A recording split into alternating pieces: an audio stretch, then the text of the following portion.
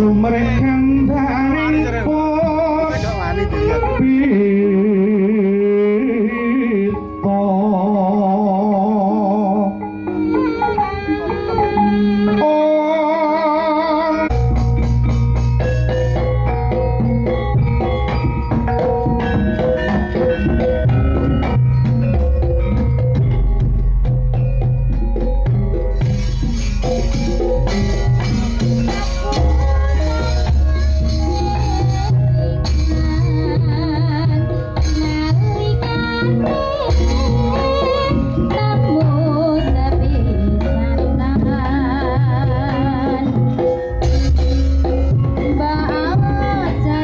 panunggalane nek tumindake ora becik sapa sing gelem godhong kayu dadi mungsuh leres rak ngoten to Mas. Apa meneh saiki saya maju ning jaman. Nggih, Medsos iki kudu ngati-ati tenan. leres. Ya ta gunane medsos sing saapik-apike dienggo bisnis, dienggo nawake dagangane, ya ta? Monggo. Ora usah dienggo menghujat sapa-sapa. Nek aku duwe dagangan sanggul ya tak tawake sanggul. Ya. Jare tak tawake jare.